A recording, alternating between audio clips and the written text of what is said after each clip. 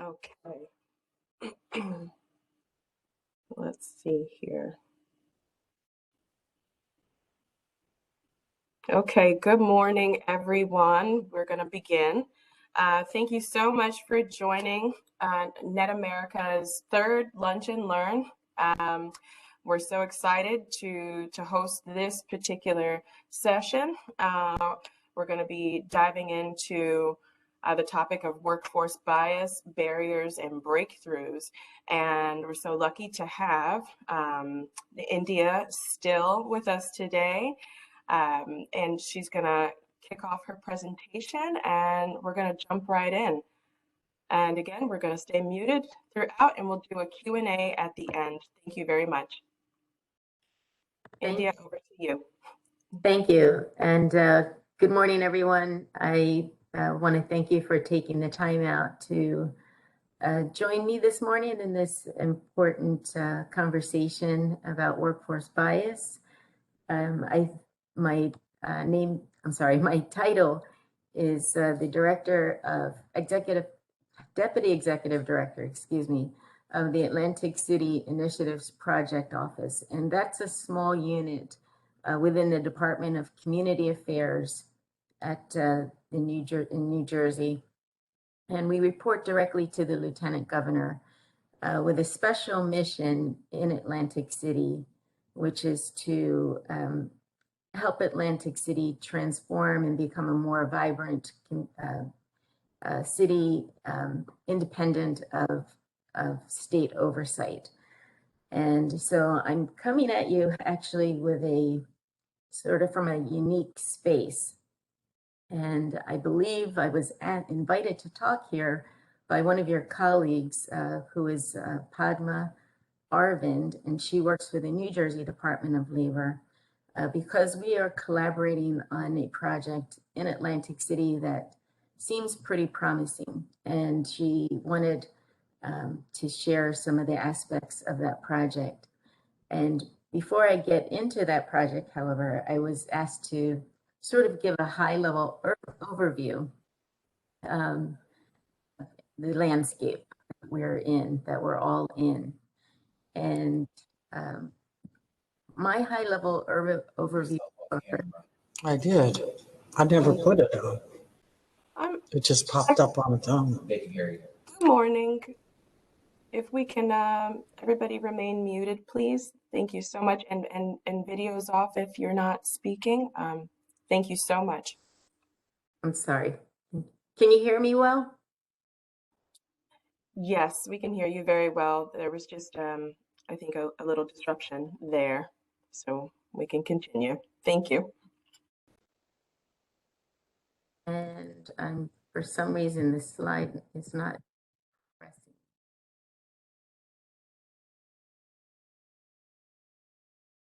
So I was asked to share a high-level overview. And essentially, this is my high-level overview. And, you know, what you're looking at is a chalkboard. This is where I think we are today. And I just would like to take a minute to explain how I came to have this perspective.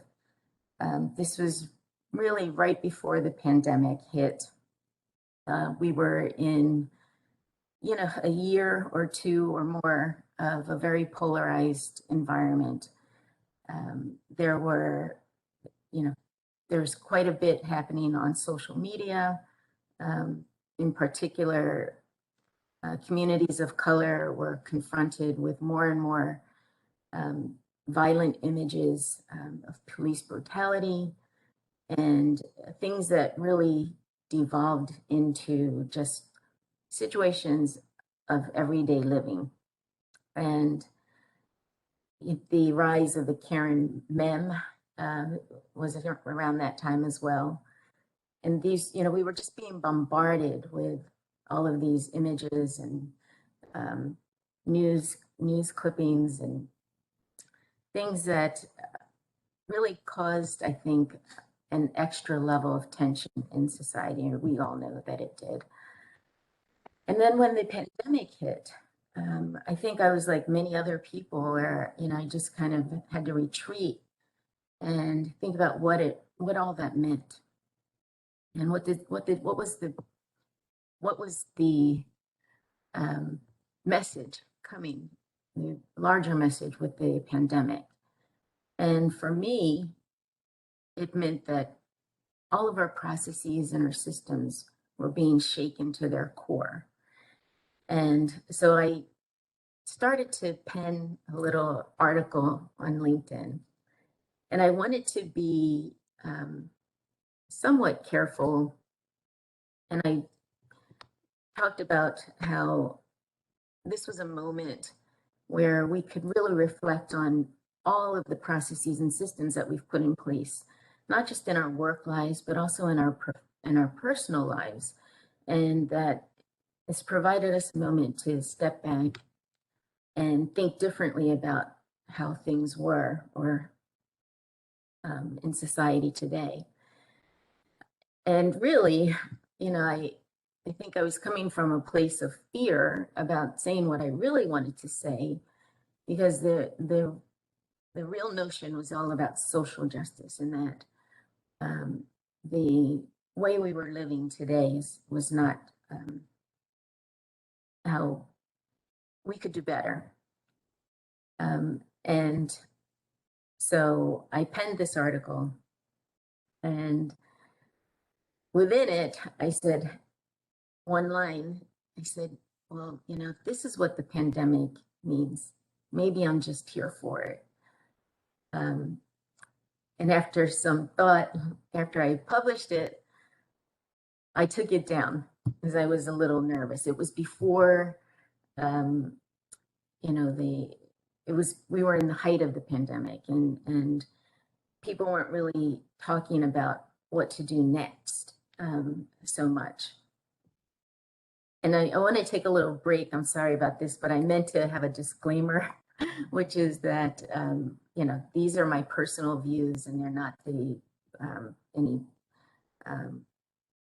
policy stances of the organization that I work for.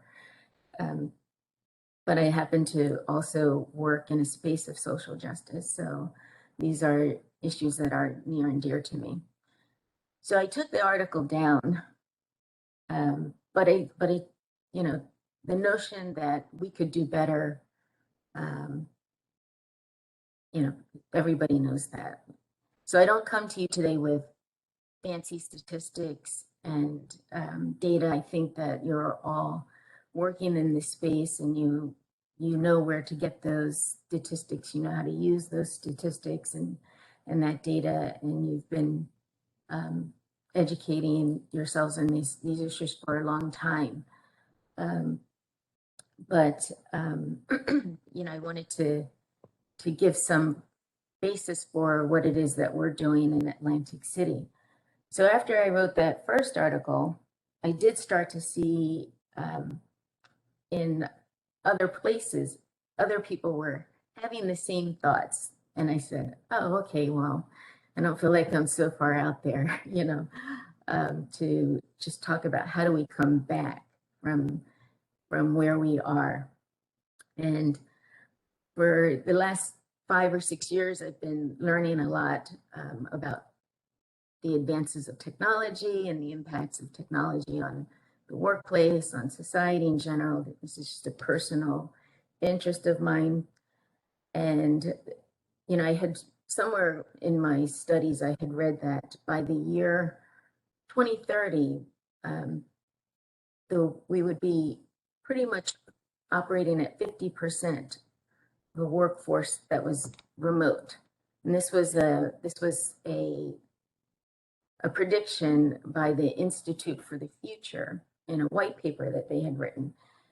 And so I was thinking, wow, they were predicting this in 2030, but here we are. The pandemic has fast forwarded us into the future. And so one of the things that I was saying in these articles was, as we move to the digital world, take this time to not just move all of the processes and systems that we have into the digital world. Take a step back try to rethink them. And even if I thought it was important that you, even if you have this arrive at the same conclusion, right? That all of our assumptions, all of our the goals, the things that we had in mind pre-pandemic, everything was shaken to the core, right? And maybe some of them remained, but some of them may have changed. Obviously, I think many of the assumptions, you know, right down to having the budgets that you used to have to execute on some of those goals. So, you know, the second article talked more about what do we do next, and how do we get back to rebuilding. So this is the high-level overview that I operate from, and that I'm hoping that others are operating from also. Since the pandemic, you know, we've had the protest, we've had announcements about what we can do to improve equity, right?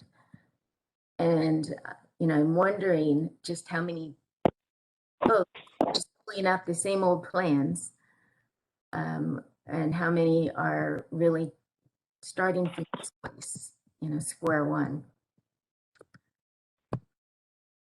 So in Atlantic City, building back better that's this term that's being used a lot that we see now.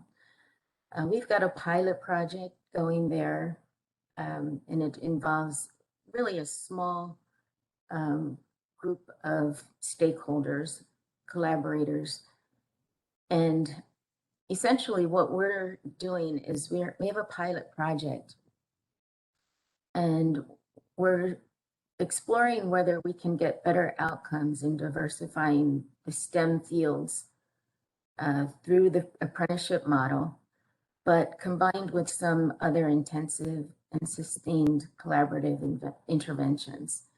Now, to give you some background, I have to say that I'm sort of, like I said, I was in a bit of a unique space. I don't operate from some set policies and procedures around a diversity plan, et cetera. I operate from what's called an implementation plan that was crafted by a former special counsel to the governor, who was asked to go into Atlantic City and look at the landscape and figure out how Atlantic City can come back from under state control. And he basically had 9 areas.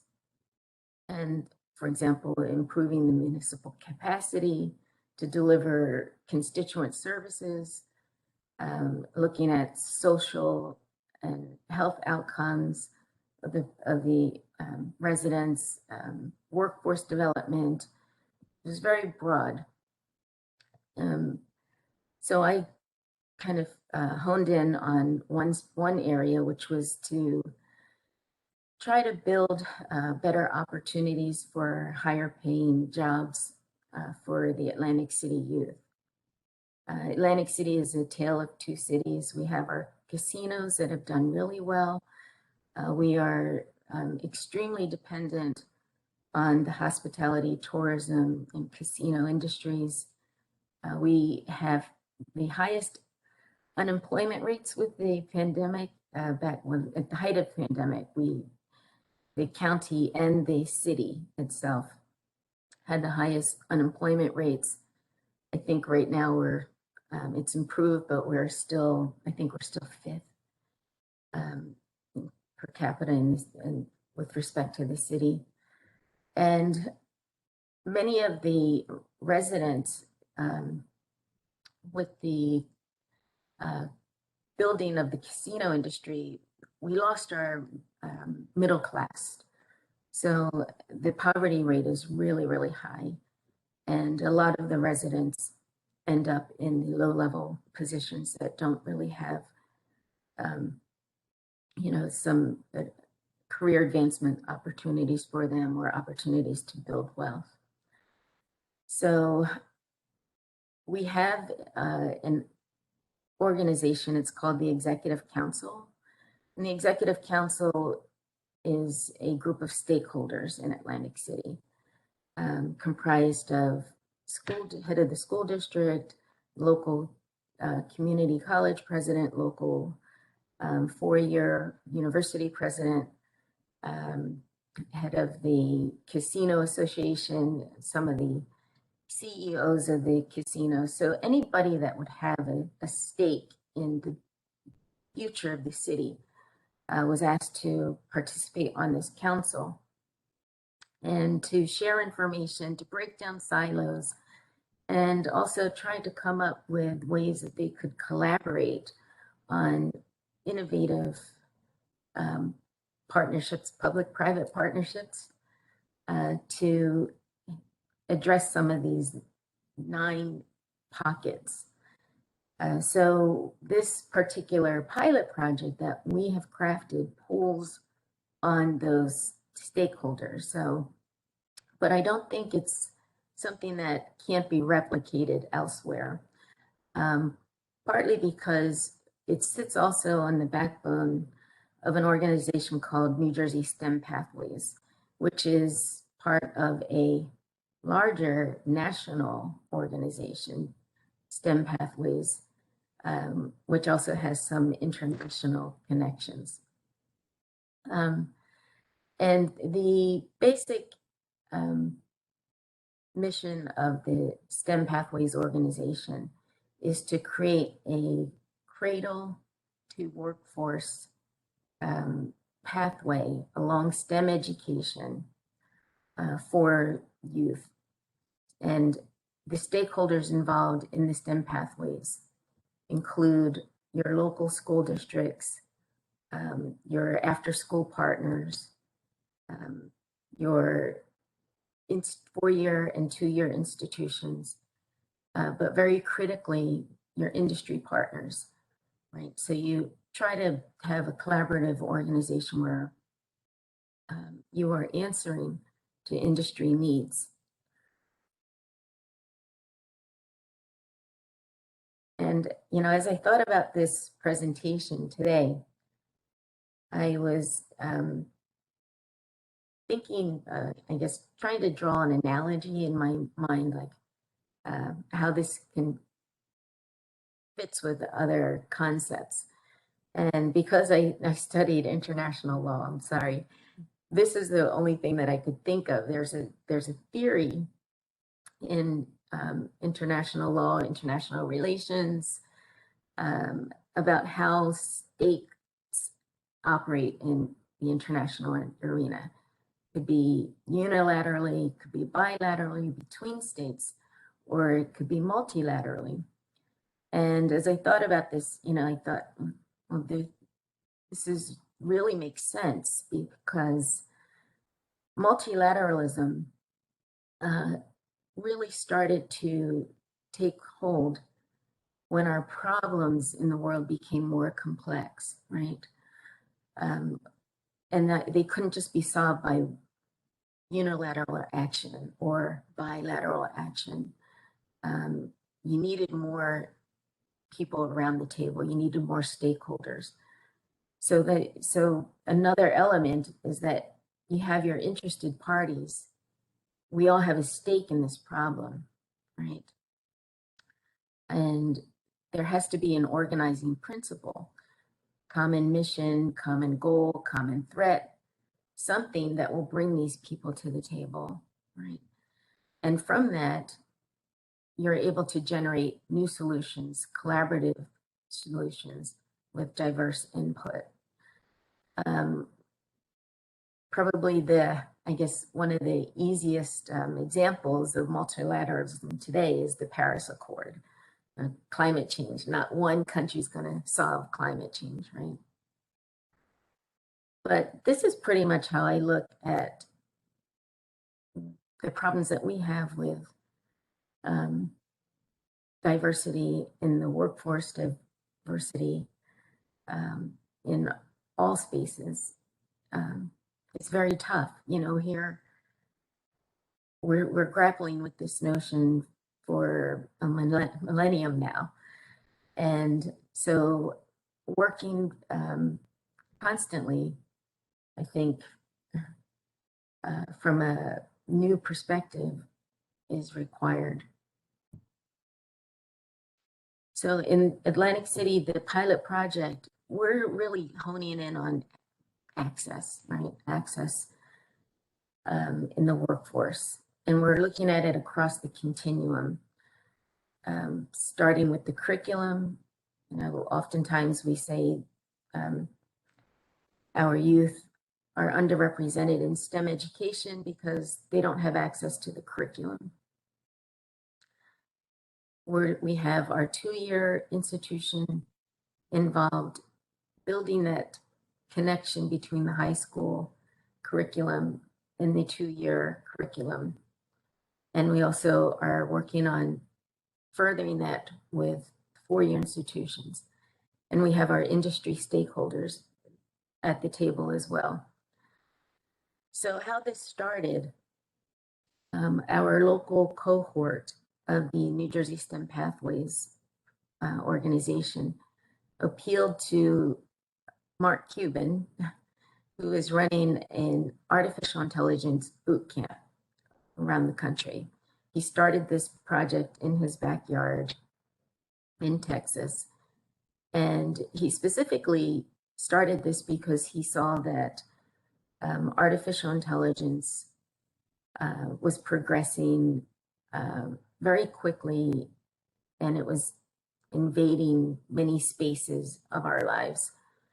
But if you're familiar with some of the other aspects of artificial intelligence, it's there's a whole body of work about the negative consequences of artificial intelligence. And the reasons being many, but one of the reasons being that there's a lack of diversity in the room of the individuals who are creating the artificial intelligence.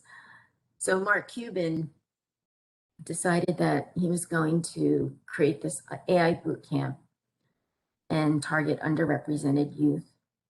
And he's partnered with corporations around the country to roll this out into other jurisdictions.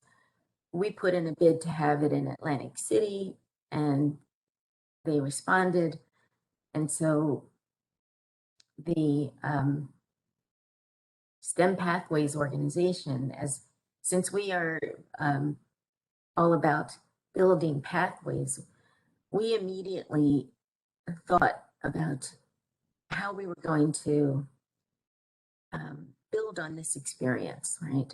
Because the boot camp is just that, it's a boot camp. It's 20 hours over the course of 4 Saturdays of exposure to what artificial intelligence is and how it impacts your daily life. And it also, you know, gives the students some hands-on activities with the ultimate goal of hoping that it will inspire them to continue with technology in particular, but if not technology, some STEM field.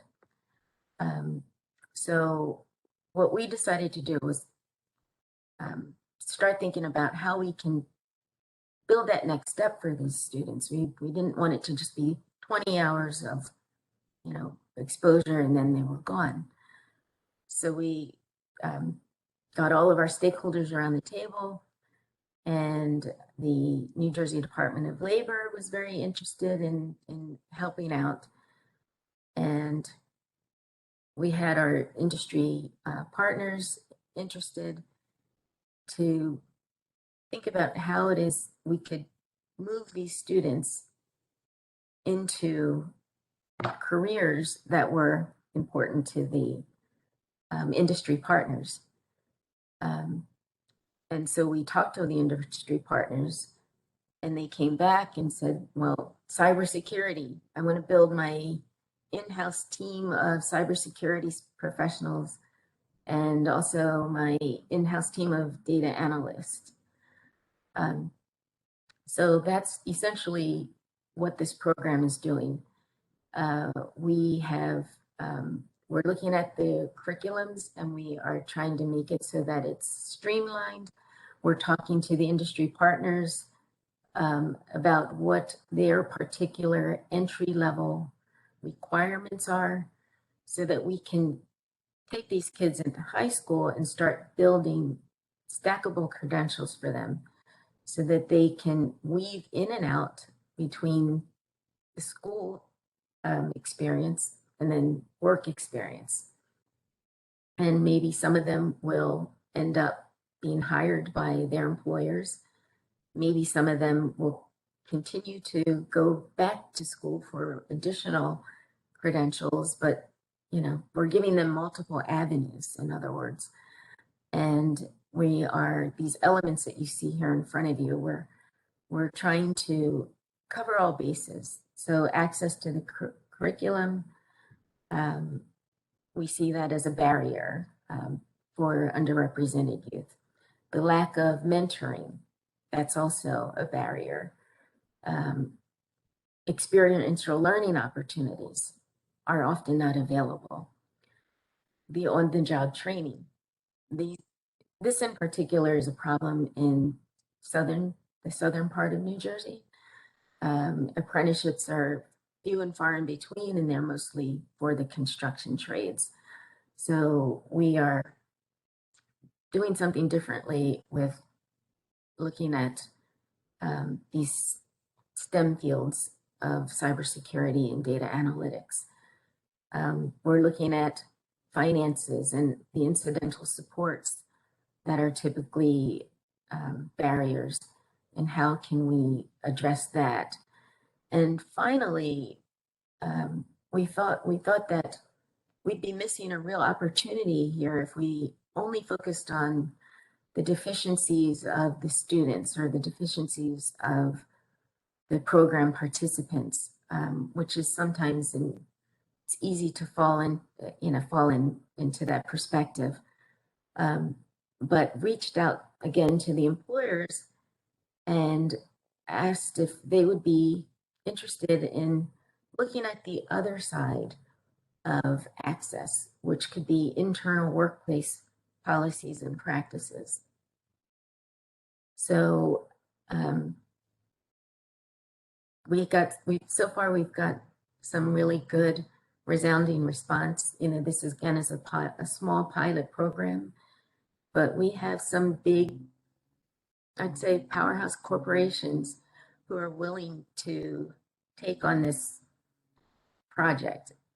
And it's not an easy lift by all means. You're all familiar with apprenticeships, right? They're not easy to get in place.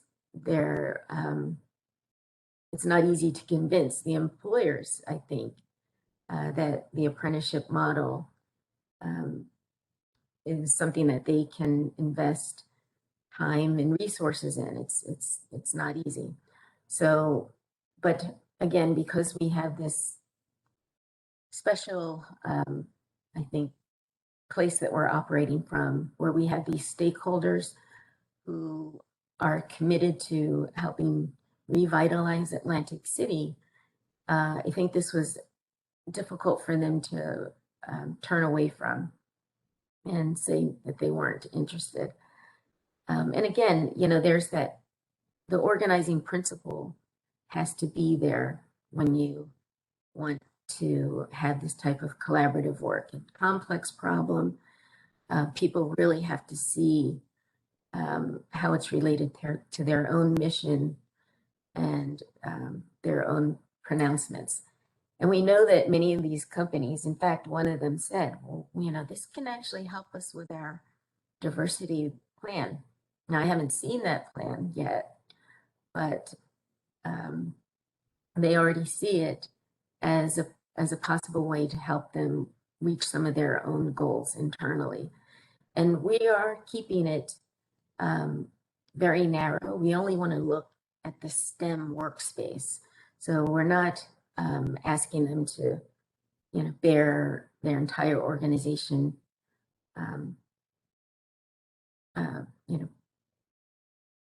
look at their entire diversity numbers across the board. We have had some very good, candid conversations with CIOs, and we know that working in this STEM space for underrepresented populations is a challenge.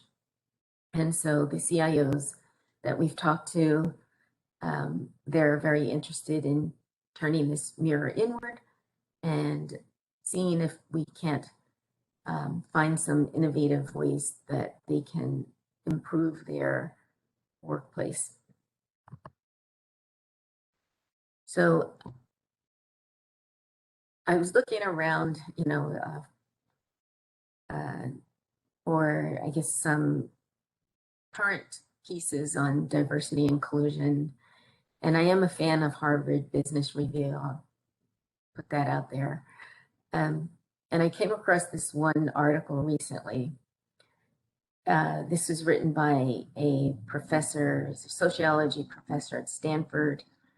And this resonated with me because of the approach that he and his collaborator took in looking at this area. And this is actually an article based on a larger report that they have. And the name of the report is What Works? Evidence-Based Ideas to Increase Diversity, Equity, Inclusion in the Workplace. And so what they did was they when they started their work, they didn't want to look at or focus on what didn't work, right? And I think so they were specifically only trying to find out where people were having some successes, right, and focus on that. And the 5 takeaways that they came up with were that organizations need to have goals, data collection, do data collection, and then they have to have accountability. These are very familiar, I think. We're all about having data collection and goals, and accountability is, that's some organizations, I think, well, we can all approve on accountability, but how do you make people accountable for those numbers that you have? And then abandoning traditional systems. This one really, really jumped out at me. Traditional systems of reporting discrimination and harassment. And they were saying that, perhaps using things like employee assistance programs, ombudspersons, and having just some maybe more outside but outside assistance in generating solutions to the problems versus the traditional discrimination and harassment legal systems that we've put in place. And I say this jumped out at me is because as much as we like to know and have that the protection of the law is there, the way this plays out in real life, I think is unfortunate because I think it puts people on the defensive, and as opposed to maybe not in all environments, but the way I've seen it work, institutions they're more concerned about the lawsuit, right, than sometimes really getting at the heart of the matter and addressing the victim's concerns. And so, and I think there's more and more chatter about that, and so that they're saying that perhaps looking at some of these other alternative models can be helpful.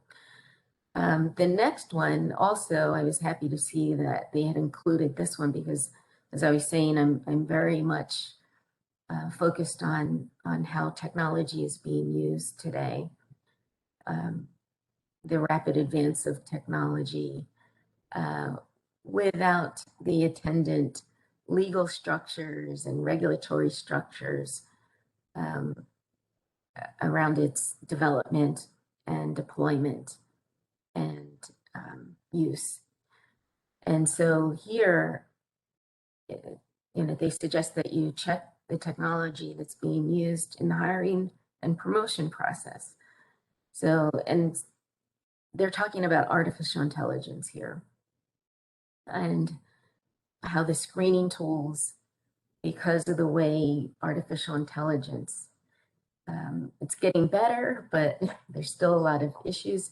But the way artificial intelligence is built on machine learning, training computers on data, patterns, past patterns, what's happening is we are just replicating some of those bad systems in the digital world.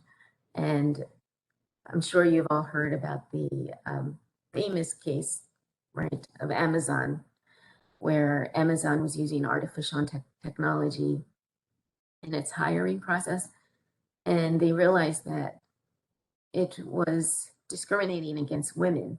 So when they started to dig deep, it was kicking out resumes that indicated somebody went to an all-girls school or something like that. And it was essentially using data that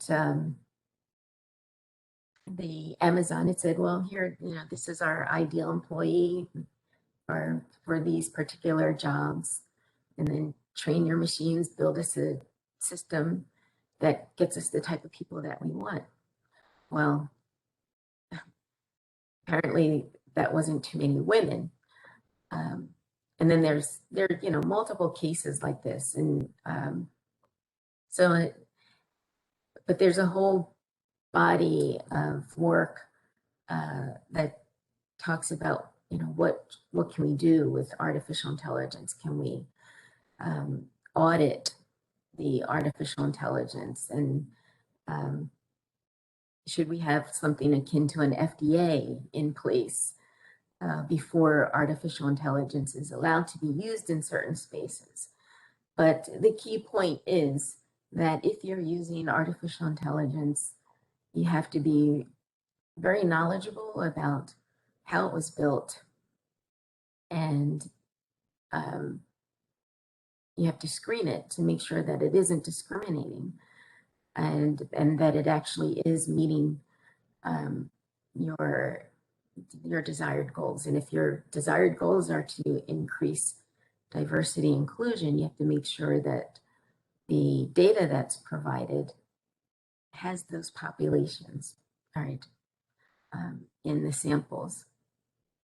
And one other point that they talked about was avoiding tokenism, which is this small n problem, n meaning numbers, small numbers. And I think that's in certain places, that's a lot more prevalent than in other places where, you only have one and done, you hire one person from this group and, now you're diverse. But the issues that they're talking about there is that the problems that develop by just having a small number of individuals in a larger community, and how that actually feeds stereotyping and some of those other negative consequences. And then their last suggestion was just to involve management early in the process, to have management not really, I guess, prescribed a solution, but it's like the no two places are the same, right? So to make sure that you have your management involved in drafting the solutions that you're creating. And so those were their 5 takeaways, but you know, and they did say that this is not an end all, of course. And as I was thinking about that, I was thinking about what would I add to that. And you know, personally, I would say that maybe there's a need for new tools for assessment, right? And training. We have there are a lot of tools that are out there, but many of them are cookie cutter. I think that individuals have to go through diversity training, and you know it could be some stock computer model, and a lot of times it is based on the regulatory models, right? Framework, so that it tells you do this, don't do that, do this, don't do that. You click a button, you take a little test, and you know you've done your training. But I think that we're at a place where we need to start looking at trainings that go a little bit deeper, a little bit more individualized. And by no means am I suggesting that that's an easy thing. But I did want to share a particular tool that I'm familiar with and that I think has a lot of potential in not just this space, but it can be broadly applied to many spaces. And it's called the Beliefs, Events, and Values Inventory. And it essentially looks at the human, right? And how we are crafted. And this is going to sound very simplistic, but I think, you know, sometimes the answers don't have to be so complex, right? But the Beliefs, Events, and Values Inventory was developed by a clinical psychologist, and he was based at James Madison University at the time, and now he's, I think, at Western Michigan University. And he has an institute, an international institute that exists in tandem with this assessment tool that he's created. And this assessment tool essentially reads the room, if that's the best way I can say it. It reads the room, it tells you who's in the room. And it gets individuals to understand who they are, how they were constructed. And it's not judgmental, you know, it has, it basically will give you a sort of a baseline as to where you might fall along the continuum of different constructs that, you know, we have. So on gender, traditionalism, on religion, on, you know, just issues that can tend to be like hot button issues for folks.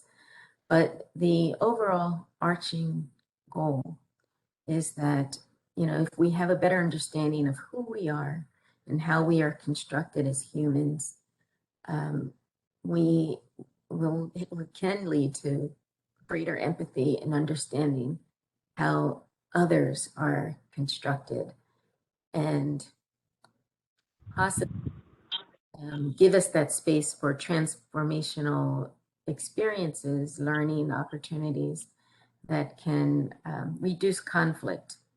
And, you know, we talk about it in the Bevy world. We're talking about conflict across everywhere, in politics, conflict in climate, conflict in the workplace, etc. But the Bevy is not a canned one-size-fits-all type training. It's very prescriptive. It's learning about the self and then others. And the ability to develop real transformational exercises around improving that space. So the last thing I think about in this area is that just being mindful that this is really a cultural shift, right? And recognizing that trying to change a culture is extremely difficult, right? It needs time to take root. It needs to be nurtured and sustained. You need good champions and change agents, and continual marketing using some basic marketing concepts, I think, is crucial. You know, I have an example. When I was working at a university, we had an issue on campus with smoking. And again, this might seem like a small thing, but we couldn't get the smoking under control. We had a policy. People weren't allowed to smoke indoors, of course. They had to smoke a certain distance away from doors, but nobody ever obeyed the rules. And the campus was always littered with cigarette butts. And it wasn't until we had a donor come up to the campus one day and see all of this smoking students to be really disgusted, because she was about to donate to the college a scholarship in the name of her sister, who was an educator and who died of lung cancer and had a really serious battle because she smoked. So this donor is like, I can't believe your university is letting students smoke like this. And that was like all we needed to sort of take this message forward. And it was really, really difficult. But reaching out to all the different stakeholders and trying to find what that organizing principle was, and then figuring out how to combat some of the pushback that we were getting. And I'll tell you one in particular was the director of admissions, and he said, well, if we put this in place, we're going to lose all the smokers, right? But the cultural shift was going to be that, well, if you put this in place, you're going to appeal to all the non-smokers, right? And that the cultural shift was going to take time, because it would, and for us, it was kind of easy to determine what that time period was going to be. It was going to be roughly about 4 to 6 years, because that's the time, that it would take to get all of the non-smokers through, the ones that were used to having this free-for-all, off of the campus. And today it's a pristine campus, very few smokers. There still are some, but the climate has changed markedly. But part of that was having, all of these elements for the cultural shift. And marketing was crucial. Silent marketing, subliminal messages were very important. And that was contributed greatly to the success of it. So, I think that's the end. I would leave you with this blank slate. And, I'm curious to know how the audience members are approaching this issue. Are you starting, picking up right where you were, with the same policies? Are you going back? Are you looking at how they were working, how they weren't working? What are you changing? What are you doing differently? This is after the protest, everybody was clamoring to do something. It's a little bit scary to me, honestly, that things are quiet almost, because you don't want folks to just slip back into the old ways. And so I'm curious to know how it is that you all are viewing this landscape now and how you're building back better. Are you finding that there's space for you to make changes?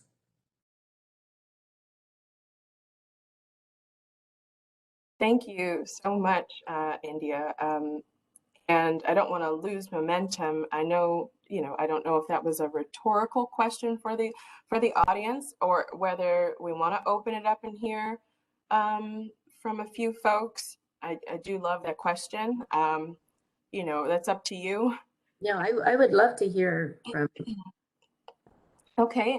If anybody has a response and you'd like to speak up about it, could you raise your hand?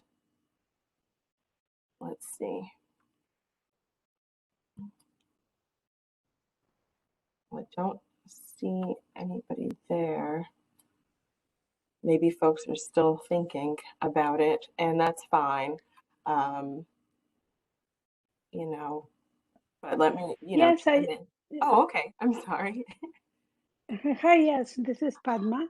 I just have a question for India. I know India and I have been talking a lot on various access and the barriers, but I would like for India to speak on how much of the networking and hiring friends of friends, like I know this person, I know that person, and keep hiring. So people who are in higher level belong to a particular race may have more friends in that particular race or category or ethnic population, then how do you break that to make your DEI into the workforce?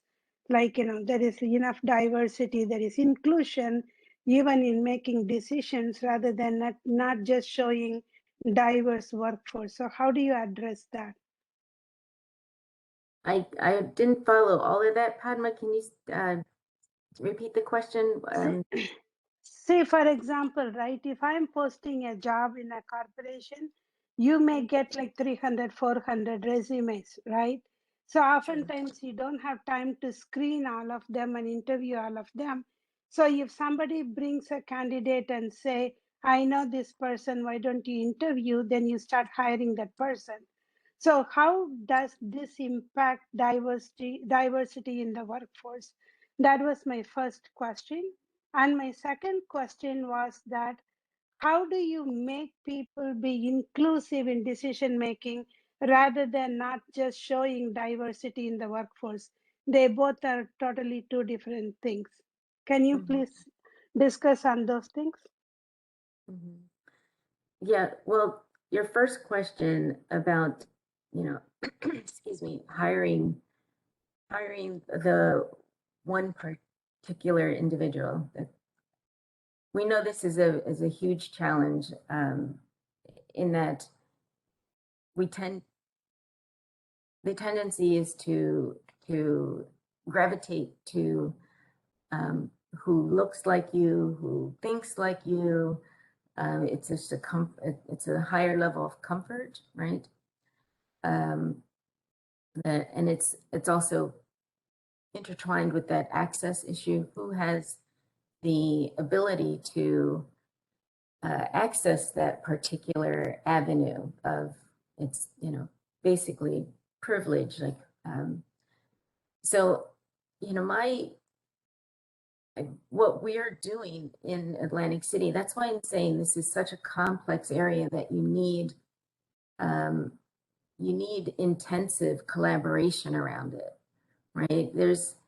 You have to have the individuals who are willing to address this problem from an authentic place, right? And so the intense interventions that you are creating are going to address all along the way these types of barriers and challenges. And we just so happen to have on board with us those individuals who do see the value of having a diverse workforce. I think that corporations are, the corporations have an understanding more and more today that having different perspectives leads to better outcomes, right? All across the board. So, but how they get there is what needs to be refined. And that's what we're trying to do in this small pilot space, of having these collaborators around the table and making impact, showing some real research outcomes in conjunction with the research university, Rowan University, which is our partner, and using it as a model going forward. It's, again, I don't think it's something that, there's not a simple solution.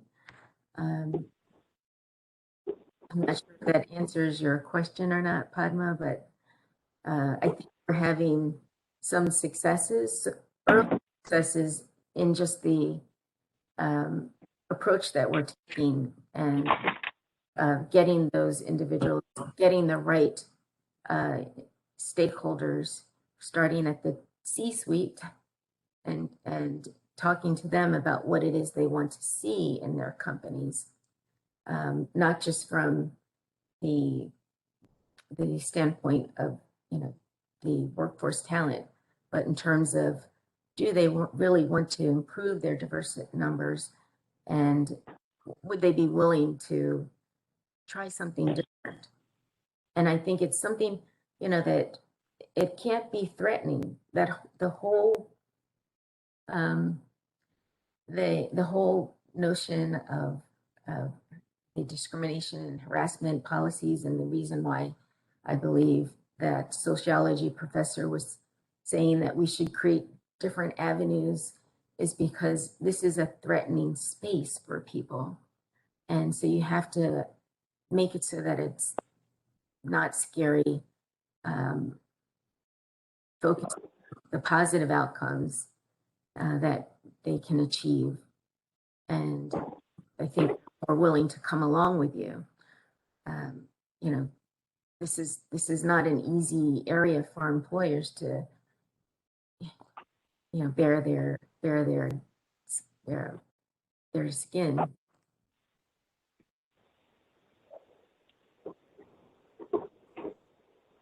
Yeah, very well said, India. And just checking, Padma, did that answer your questions? Was that okay? Yeah, it does. But Okay. I think we still have a very, very long way to go. Thanks, India. Yes. It's absolutely. And I was going to say, it's been very helpful today to hear about your real life examples around the work you're doing to address traditional barriers around STEM careers, specifically in cybersecurity, but more so, like, a big takeaway for me that you've highlighted today is that it is a team effort. And just hearing how you're pooling together education, community, organizations, and employers to reach a more diverse population is great. And I do want to jump into the couple questions here that we have in the chat. If we can just get right into those, I think. Oh, here's one more. How can diversity issues and barriers be addressed at an early stage? I think that's a very relevant question. So at an early stage, so are you in the workplace specifically? Or? Yeah, I would imagine so. Yes, in the workplace. It doesn't say, I'm just reading it from the chat, but I think that is what Mr. Gomez was referring to. Well, in the workplace, I think there was a good point from that article, which is, well, first of all, we know that we have, most organizations have these policies in place, and again, I would start with doing the refresh, like going back and looking at this board, and really thinking about whether what you have in place is working for you. Most of those are top-down prescriptive, maybe retooling and bringing people into the conversation who weren't in the conversation before, right? Making those policies and practices more relevant to them, to their jobs, and getting their input in creating some of the practices going forward. You'll get more, right? If people's voices are the beginning and the development of the tools that you're putting in place, you have to have buy-in, right? It's always about buy-in. And I think that's one place where you would start new. And then again, using all of those other tools of nurturing and finding who your change agents and champions would be, looking at what's worked in the past, what hasn't worked, constantly learning from how it's being received by folks. And again, I think we can get so caught up in the systems that we put in place that we don't step back and sort of see if they're working for us or if they're doing more harm than good. Oftentimes they're doing more harm. But if we don't carve out that little bit of time to think about it, and it's painful, right? It's always painful to go back and redo. I think that limits your ability to make progress. Right. Continuous process improvement, we call it. So yes, always necessary. Okay, I'm so sorry, Akil, I missed that your hand went up. If you'd like to chime in now. Really quick, hey, yes. Thank you, yes. India, great presentation. Thank you so much for your insight here. I really appreciate your genuineness and the depth of the conversation. Just two things that I wanted to comment on. One was there is a book called Algorithms of Oppression. Yes. I don't know if you're familiar, by Dr. Amoja. That fits really into what you were talking about with the AI issue and how oppression has seeped into that area. So I want to, for everybody, thank you for knowing that. And then the second thing was that I think that the biggest issues is obviously us getting these organizations, mostly these companies, to work beyond compliance, right? So their aim a lot of times is, one, not to get sued, two, to just be within the border of compliance, as opposed to being sincerely going after diversity. And so I really appreciate you mentioned that, and that's one of my fears. And I think that I share the other fear is that this D&I thing being a fad and being and it has a kind of a timeline where okay, it's not the most popular thing anymore, it's not the heaviest thing on the news, and so now it kind of disappears. And so I appreciate your comments on that, but that is also a fear of mine, and what I can see with nothing. There's no protest today, there's no things going on, and so we definitely have to stay very diligent on that. So I just wanted to express my appreciation for the depth of your conversation.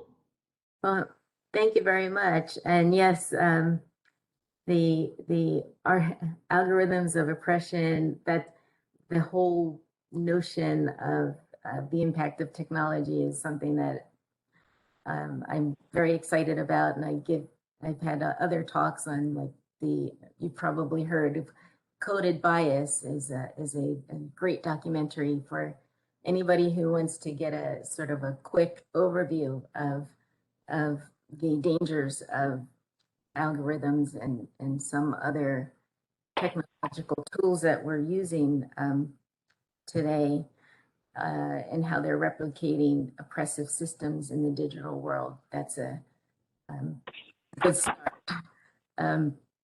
But yes, I am concerned, like, as you said, about the authenticity of the efforts. And, you know, part of the reason is that we're using the federal model of the apprenticeships. I'm hoping that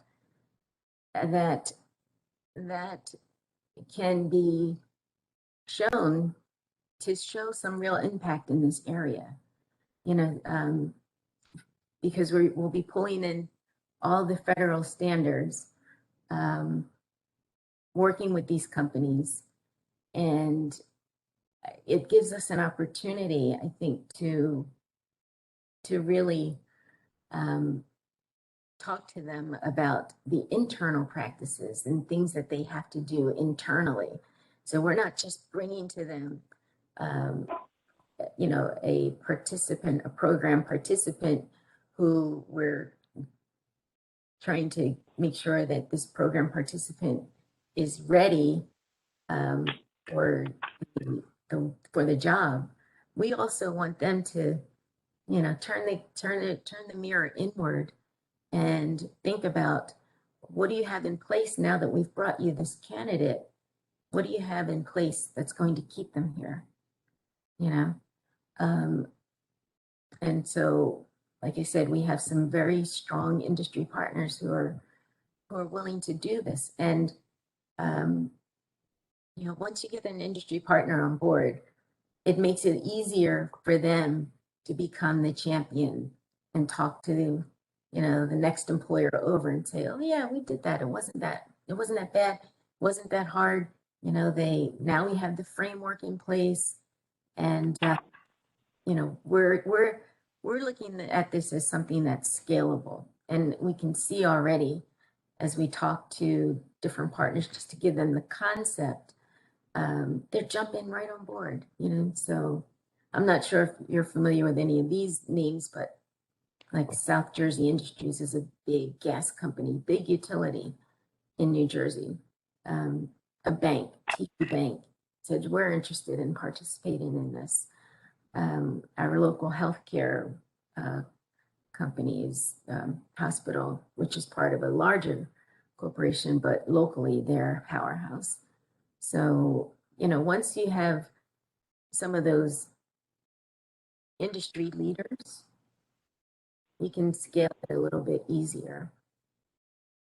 And so we're hoping it has that kind of impact. Absolutely. And I just want to jump into one last question I see here. It must have been earlier in your presentation, but it says, do the companies involved already have DEI policies to allow equal access to employment before this program? So I think they must have. Go ahead. Was there a question? What is it? I didn't hear. Yeah, yes, it's companies involved already have DEI policies. Oh, do they? Did you say do they? Okay. Yes, these companies, they're big companies. And so we are at the beginning stages of talking to them about that aspect of this project, you know, like what it would actually entail. And again, we have our research partner is Rowan University. But for me, the critical thing is not to scare them away, right? And so they do have, and so we do want to just limit it. First of all, we just want to limit it to their STEM area. So we're talking to the chief information officers, and you know, their hiring officers. Those are the main individuals. Once the C-suite, because all of them start with the C-suite first, can we participate in this? And then once they say yes, it's between the hiring office and then the CIOs, where we start to talk about the specific needs of the organization, but then looking at within this area of STEM, how are you recruiting? Okay, how are you recruiting? Where are you recruiting? What are your numbers? Do you want to improve them? Are you willing to try something different, right? So these are some of the questions that we'll be exploring with them. And so far, like I said, they're all excited about it. Well, that's great to hear. And you know, as we've discussed before, you know, you're building that framework, replicating it, making it easier, you know, for the journey ahead. And I believe we don't have any more questions in the chat. So I think that just about wraps it up. And I wanted to thank everybody for staying on. I know we went over a little bit, and especially big thanks to you, India. Thank you so much today for presenting and staying on for this discussion. I'd also like to invite any students on the call to request your digital badge via tallo.com. The link is in the chat. And I was going to say, well, yeah, this was going to be up on our website in the next several days. So if anybody missed anything, you can run it back there. So again, thank you so much, India, and to our audience today. Thank you. Thank you. All right. Have a great week, everyone.